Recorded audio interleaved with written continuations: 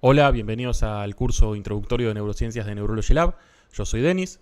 Ya vimos la presentación y los objetivos del curso, así que directamente comencemos. Vamos a ver primero una breve introducción y luego vamos a ver la clasificación del sistema nervioso. Vamos a empezar con la introducción y lo primero que vamos a ver en una primera aproximación, incluso de forma introductoria, vemos que el sistema nervioso ya tiene unos datos fascinantes, impresionantes, increíbles ya desde una primera mirada introductoria, ¿no? La velocidad de transmisión de señales, la cantidad de sinapsis, de comunicación entre las neuronas, la energía que genera, etc., ¿no? Esperemos que estos datos que nos resultan maravillosos, impresionantes a primera vista, nos motiven a introducirnos más en el estudio del sistema nervioso y del cerebro en particular. Entonces, vamos a comenzar definiendo nuestro objeto de estudio, que son las neurociencias, y vamos a comenzar con una definición bastante general, pero luego vamos a ir sacando las capas para quedarnos con una definición un poco más nuclear, más esencial de lo que son las neurociencias. Entonces comenzamos con una definición conceptual general, que son las neurociencias, son las ciencias que estudian el sistema nervioso. Entonces cabe preguntarnos qué es el sistema nervioso, pero conviene, antes de preguntarnos qué es el sistema nervioso, preguntarnos qué es un sistema. Y una definición también general de sistema nos dice que un sistema es un conjunto de cosas relacionadas entre sí que ordenadamente contribuyen a un objetivo. Una aclaración: un sistema es una abstracción teórica, una entelequia teórica, quiero decir, una abstracción, porque en realidad lo que hacemos es segmentar la naturaleza de forma arbitraria y decimos esto es un sistema, este micrófono es un sistema, este mouse es un sistema, y de esta manera, al segmentar la naturaleza y la aislamos un pedacito de la naturaleza, podemos estudiarla de forma sistemática.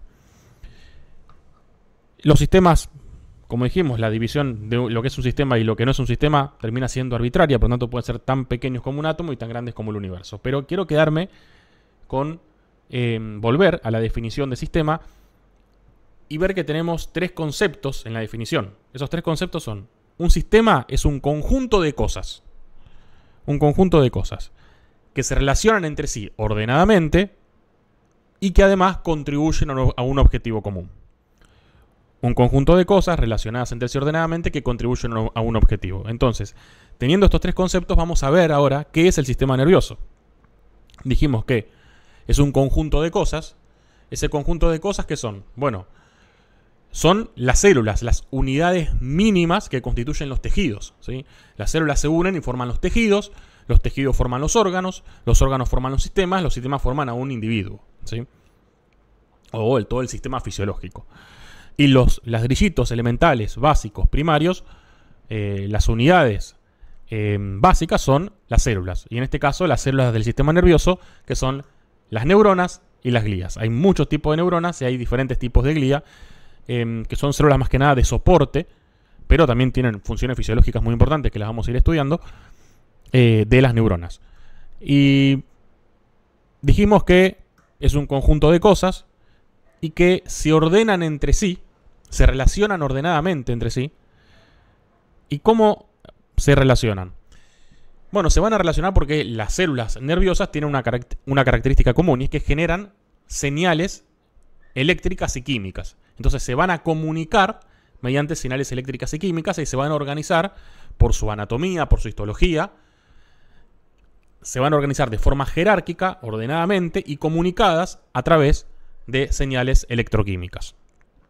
Entonces, un conjunto de cosas ordenadas entre sí, ya vemos cómo están ordenadas entre sí y la característica que le permite estar ordenadas entre sí, que son células que generan y transmiten señales eléctricas y señales químicas y contribuyen a un objetivo. ¿Cuál es el objetivo al que contribuyen? Bueno, el objetivo, si hablamos también en conceptos generales del sistema nervioso, es recopilar información sensitiva, tanto de nuestro medio interno, de los órganos, de las vísceras, como del medio externo, del hábitat, del ámbito en que estamos.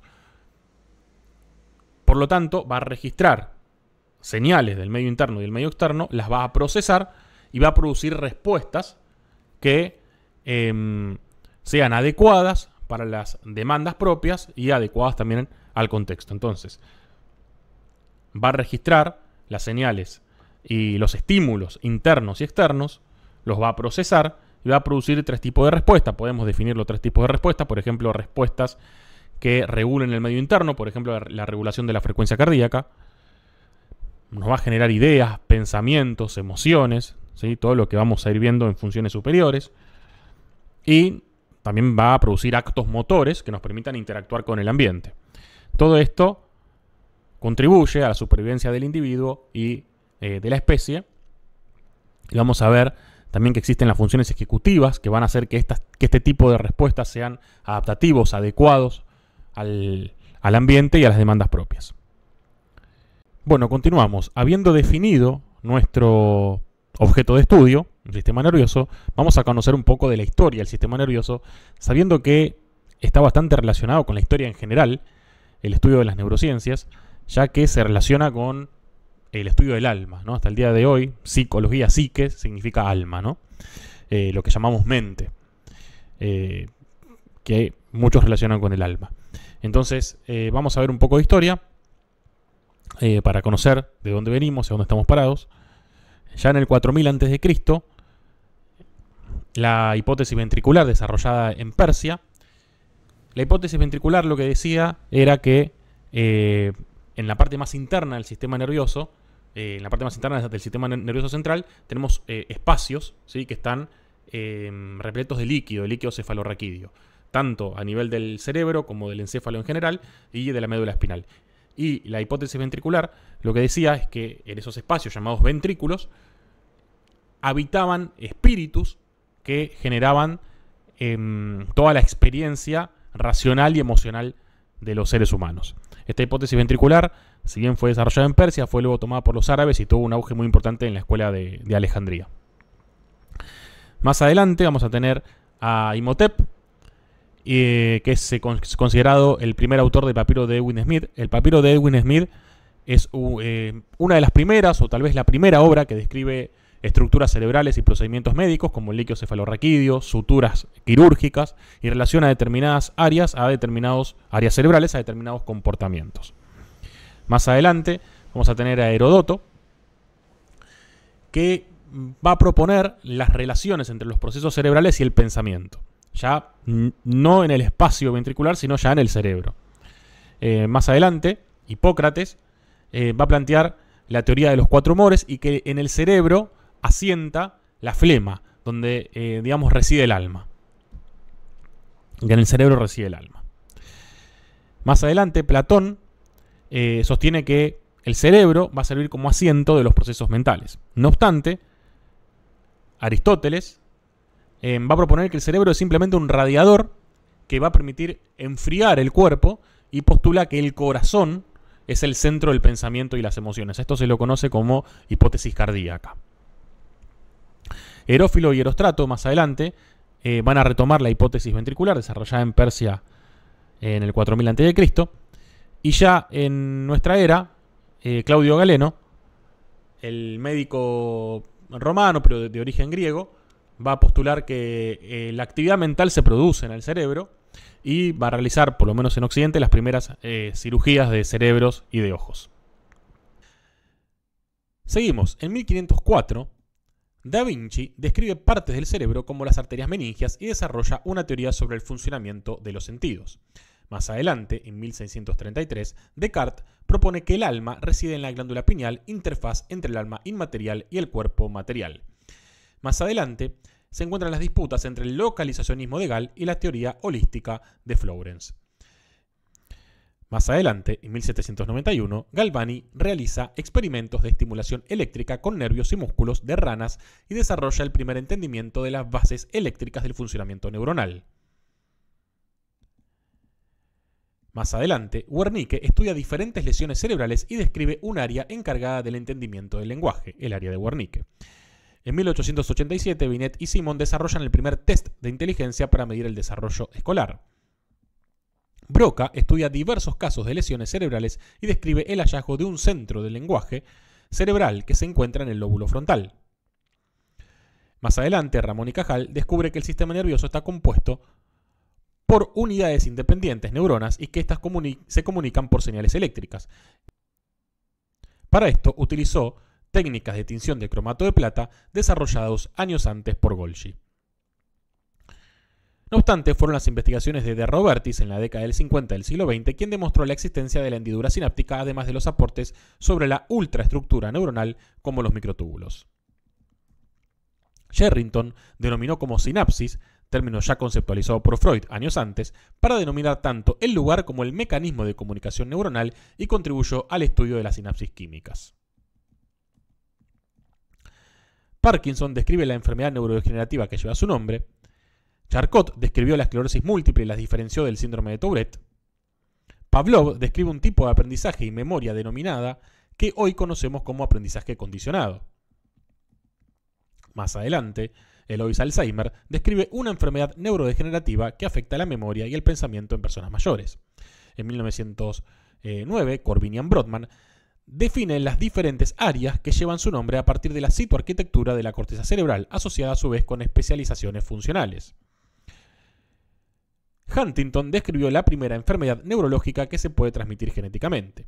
Sigmund Freud propuso que gran parte de nuestros pensamientos, deseos y emociones operan de manera inconsciente, influyendo en nuestra conducta sin que lo notemos. Desarrolló un método para explorar el inconsciente, el psicoanálisis, mediante técnicas como la asociación libre, el análisis de sueños y la interpretación de lapsus, que tiene como objetivo la investigación de la vía psíquica y la aplicación clínica de un método de psicoterapia. A principios del siglo XX, Penfield describió que a través de la estimulación eléctrica de diferentes áreas cerebrales se podía interferir en procesos cognitivos y motores.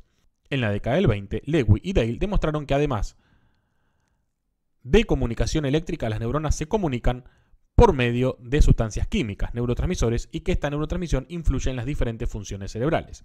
En la década del 40, Moniz inventa la técnica de la leucotomía, que consistía en cortar diversas conexiones del lóbulo frontal, y Freeman propone la lobotomía, que destruye las conexiones del lóbulo frontal y el tálamo. En 1949, Donald Hebb postuló el modelo de las sinapsis hebbianas, es decir, redes que pueden potenciar su comunicación y funcionar más eficazmente, siendo esta la base de desarrollos posteriores acerca de la memoria y el aprendizaje. De Robertis, junto con su grupo de colaboradores, demuestran que los neurotransmisores son encapsulados en vesículas antes de ser liberados. Skinner postula las bases del aprendizaje llamado condicionamiento operante, basada en castigos y recompensas, que dio gran auge a la teoría conductista. Chang-Hughes describe al receptor de acetilcolina y su composición proteica.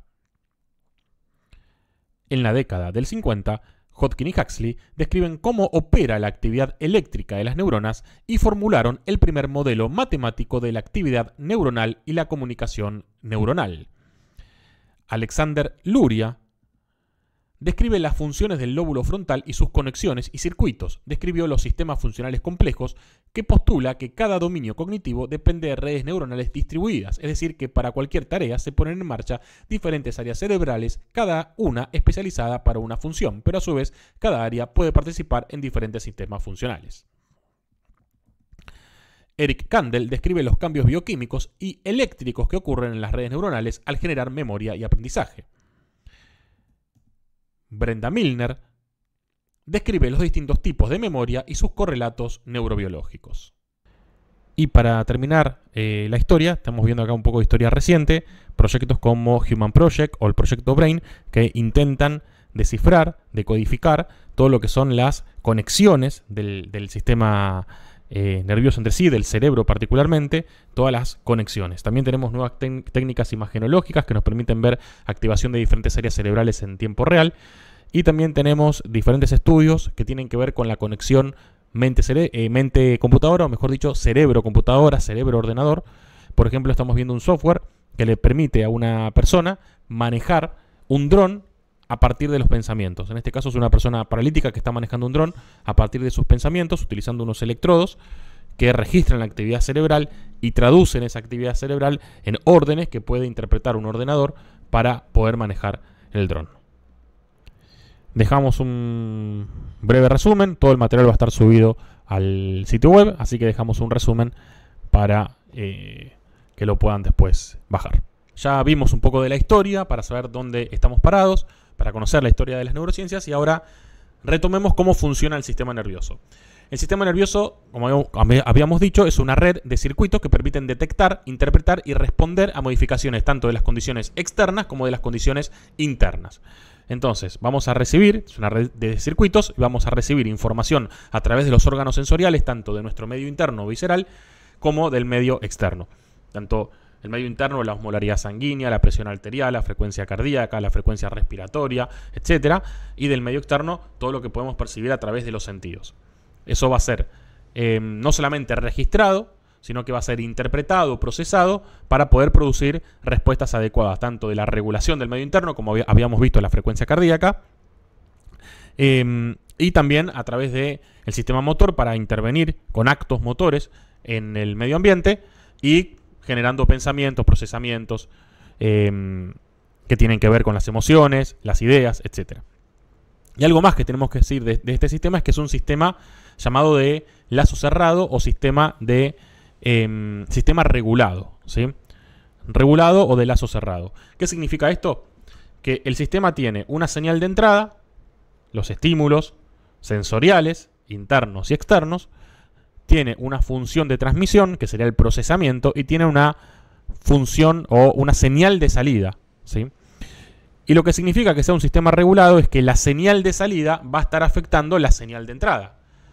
Esto es muy sencillo de entender. Si aumenta la frecuencia cardíaca, lo que va a registrar el sistema como medio interno es que aumentó la frecuencia cardíaca, ¿sí? Entonces la señal de salida termina afectando a la señal de entrada.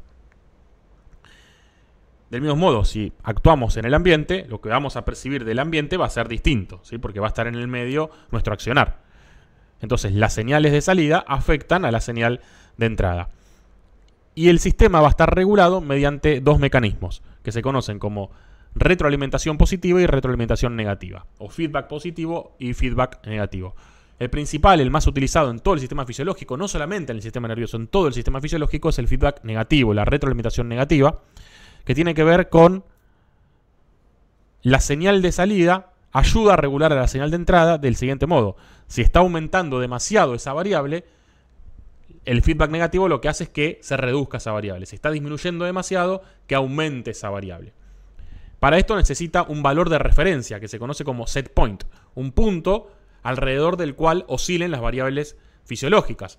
Si aumenta demasiado ese punto, tiende el sistema a traerlo de vuelta a ese valor de referencia. Si disminuye demasiado ese punto, el sistema tiende a traerlo de vuelta a ese valor de referencia.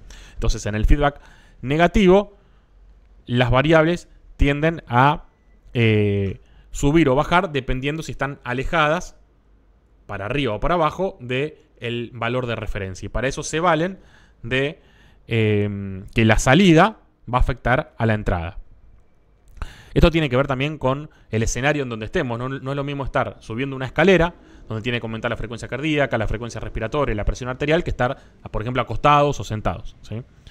Entonces tiene que regular las diferentes variables fisiológicas según lo que está recibiendo el medio interno y el medio externo, pero también adecuada al escenario donde está, ¿no? En el medio externo. Y tenemos también la retroalimentación positiva, que lo que hace la retroalimentación positiva, por el contrario a la retroalimentación negativa, es potenciar lo que está haciendo la variable primariamente, ¿sí? Entonces, si la variable está aumentando, a través del feedback positivo se potencia ese aumento, aumenta cada vez más. Hay muy pocas regulaciones en el sistema fisiológico de feedback positivo. Por ejemplo, uno es la ovulación. A nivel celular podemos tener o podemos interpretar como feedback positivo el potencial de acción, pero ya a nivel celular, no tanto a nivel sistémico. Entonces vamos a tener estos dos funcionamientos en este sistema regulado de lazo cerrado, la retroalimentación negativa y la retroalimentación positiva. Y de la comprensión del funcionamiento de estos sistemas va a surgir un concepto que fue acuñado por Walter Cannon, que se conoce como homeostasis, ¿sí? Que es el cambio permanente de las variables en aras de una respuesta estable en el largo plazo, ¿sí? Ahí vemos que es el mantenimiento de un estado estacionario, nos dice. ¿Qué es un estado estacionario? Un estado estacionario es mantener a las variables dentro de determinado rango, alrededor de ese valor de referencia, pero dentro de un determinado rango, con gasto de energía metabólica. Las células están consumiendo, los órganos todo el tiempo están consumiendo oxígeno, glucosa, consumen energía, producen desechos, dióxido de carbono, por ejemplo, para mantener a las variables fisiológicas en un estado que sea compatible con la vida, ¿sí? Diferente del estado estacionario, casi lo contrario, es el estado de equilibrio. En el equilibrio, en fisiología, el equilibrio se asocia a la muerte de la célula, ¿sí? Porque no hay gasto de energía, entonces todas las variables tienden a disiparse y a caer en un estado homogéneo de equilibrio. En cambio, el estado estacionario se mantienen las variables en determinado rango, en una estabilidad en el largo plazo, pero con determinadas variaciones en el corto plazo, dentro de un rango determinado, alrededor de un punto de referencia, pero se mantienen, como decíamos, como con gasto de energía metabólica. La célula necesita gastar energía para poder mantener las variables en ese rango. Eso se conoce como estado estacionario. Homio es parecido, éstasis es estancamiento, digamos, quietud, ¿no? Estabilidad. Entonces es parecido a una estabilidad. Hay pequeñas variaciones, a veces no pueden ser no tan pequeñas, pero que tienden a una estabilidad en el largo plazo. No obstante, a muchos autores el término homeostasis no les termina de gustar, porque dicen que da la sensación de fijación, de estabilidad completa, aunque dice homio, parecido. Entonces se inventaron otros términos, como por ejemplo homeodinamia, homeoquinesis, y se acuñó el término alostasis, acuñado por Peter Sterling y Joseph Heyer, que básicamente la alostasis, como dice ahí, es la estabilidad a través del cambio.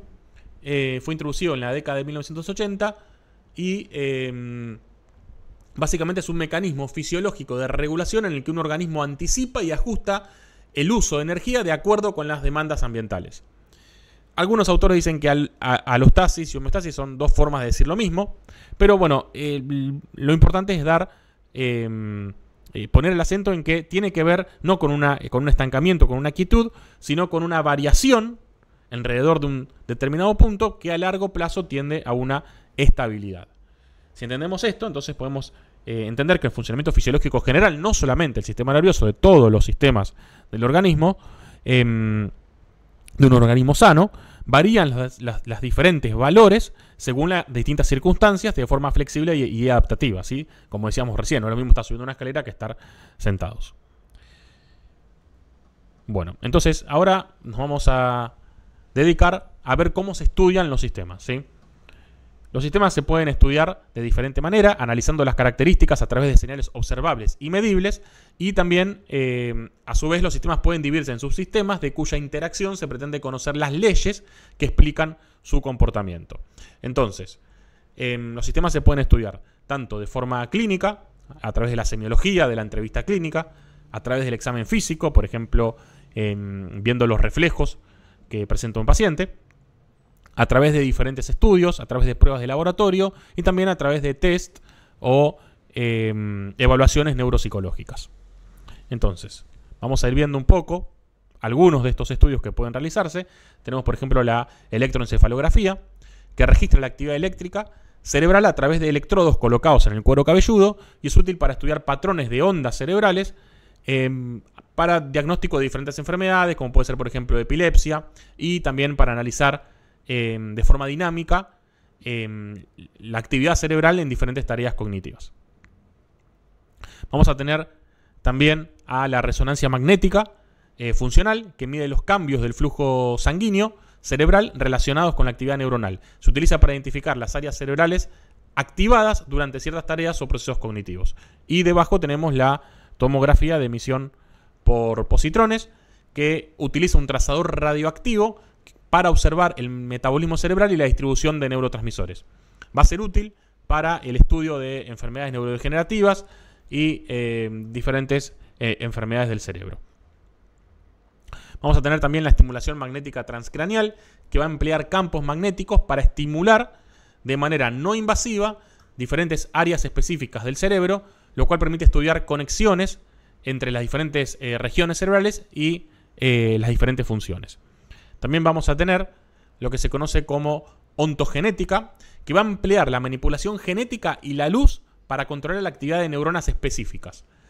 Esta técnica es valiosa para investigar el papel de grupos neuronales en el comportamiento y la fisiología cerebral. Vamos a tener también a las técnicas de patch clamp, que permiten registrar corrientes iónicas a nivel de los canales individuales o de neuronas completas también, y se usa para estudiar la electrofisiología celular de las células nerviosas, y el comportamiento de los canales iónicos. Más adelante vamos a tener también imagen por tensor de difusión, que es una técnica derivada de la resonancia magnética que permite visualizar la organización y la dirección de las fibras de sustancia blanca de conexión en el cerebro, ayudando a estudiar la conectividad cerebral. Vamos a ver esto de sustancia gris, sustancia blanca, cuando veamos clasificación del sistema nervioso. Tenemos también a la magnetoencefalografía, que mide los diferentes campos magnéticos producidos por la actividad eléctrica del cerebro y es útil para estudiar la dinámica temporal de la actividad neuronal con alta resolución temporal y espacial. Vamos a tener también una técnica un poco más invasiva que se utiliza para medir la concentración de neurotransmisores y otras moléculas, que se llaman microdiálisis cerebral. Y bueno, se utiliza para medir digamos, la composición neuroquímica en tiempo real. Vamos a tener también test neuropsicológicos, como habíamos dicho, que miden diferentes esferas de la cognición, como puede ser el lenguaje, la memoria de trabajo, la memoria a largo plazo, el razonamiento lógico-matemático. Hay test para medir la creatividad y otras áreas cognitivas para hacer un perfil neuropsicológico de un paciente. Y poder llevar a cabo medidas terapéuticas registrando debilidades, fortalezas, etc. Bueno, entonces, vimos un poco los estudios, pero con estos estudios, ¿qué es lo que puede estudiarse? Si vimos los estudios que pueden realizarse de forma técnica, de forma clínica, de forma semiológica, y qué puede estudiarse el sistema nervioso, qué enfoque se puede tomar para estudiar el sistema nervioso. Bueno, se puede estudiar la estructura del sistema nervioso. Se puede estudiar, la estructura puede ser anatómica, macroscópica o microscópica, histológica, citológica también de las células, la estructura celular. Puede estudiarse su función, el funcionamiento fisiológico. Puede estudiarse el desarrollo ontogénico y filogenético, la bioquímica, la farmacología, la patología.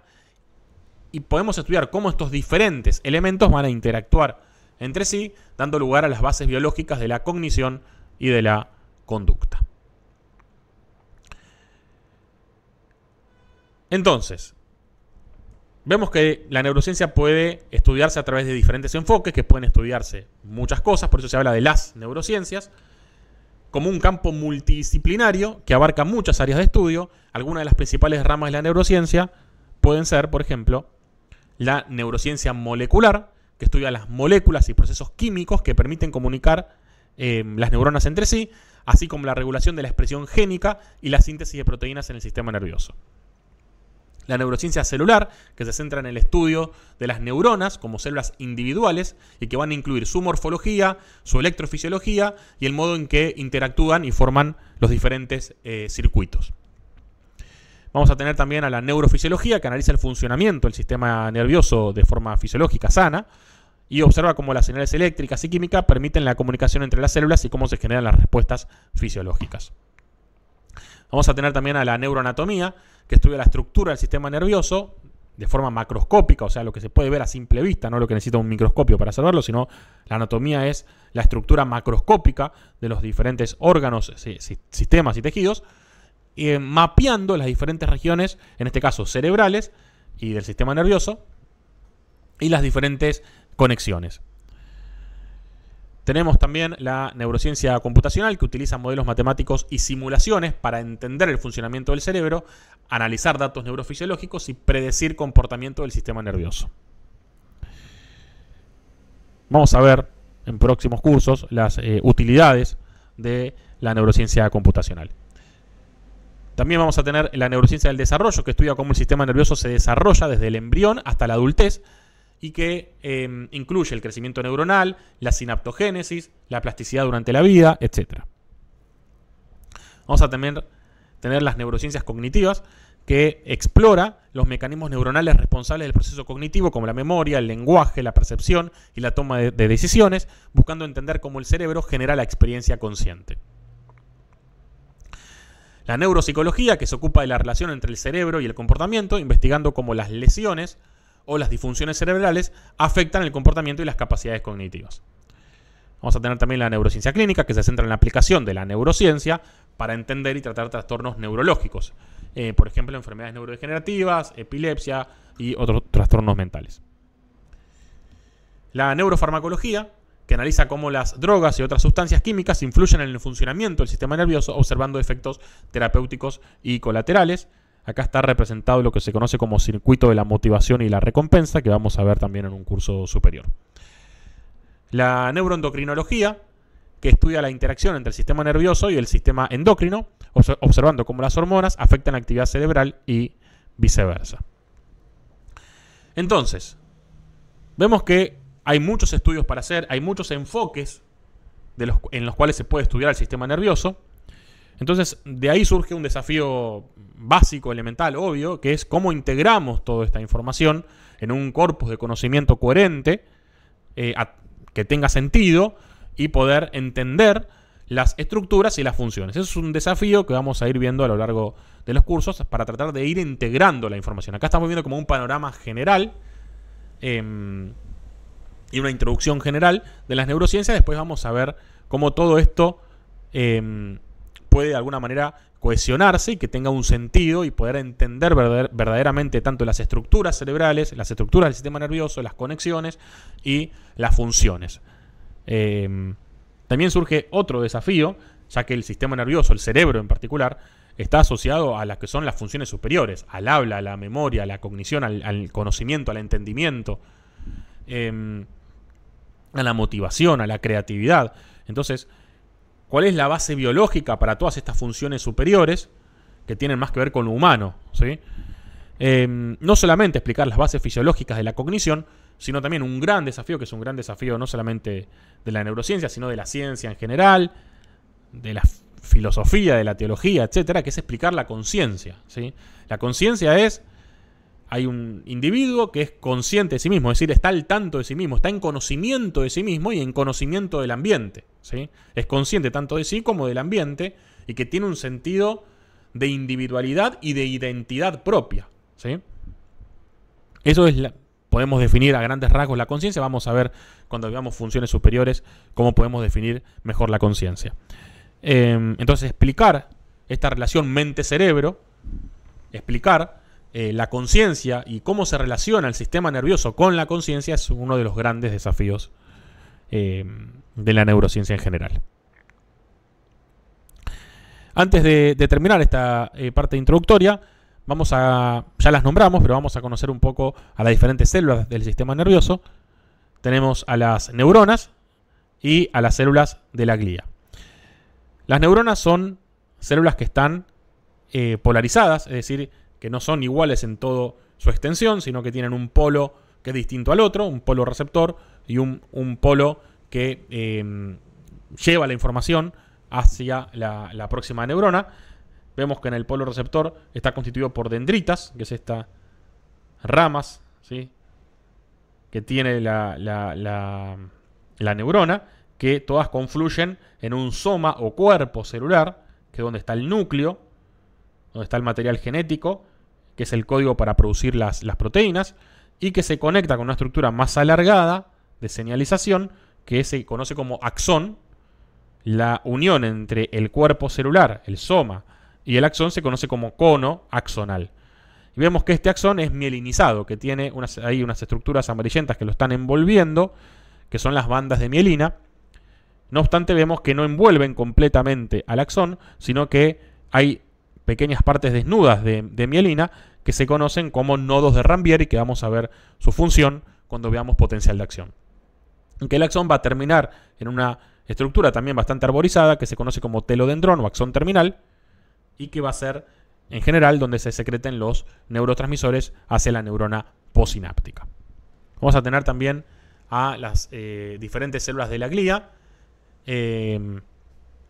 Las células de la glía hay un montón de tipos de células gliales y dependiendo de la bibliografía pueden ser de 10 a 50 veces más células de la glía que neuronas y tienen diferentes funciones, como por ejemplo la remoción de neuronas muertas en procesos embrionarios o patológicos.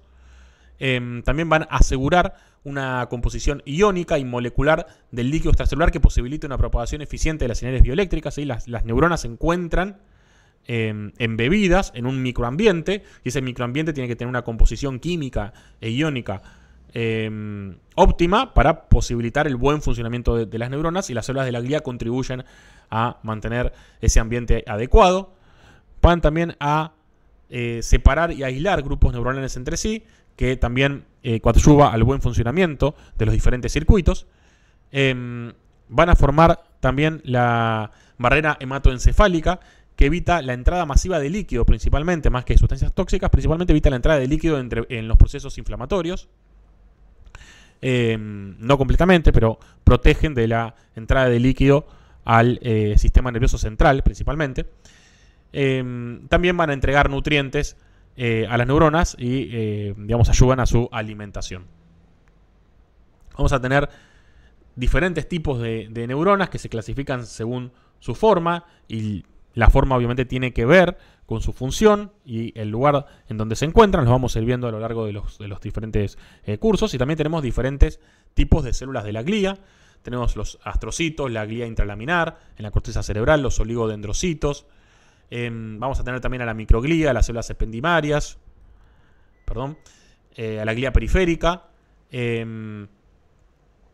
Las glías periféricas, como pueden ser las células de Schwann, las células capsulares, las células de Müller. Bien. Y dejamos, para finalizar, un resumen de toda esta primera parte que pueden ustedes descargar junto con todo el material.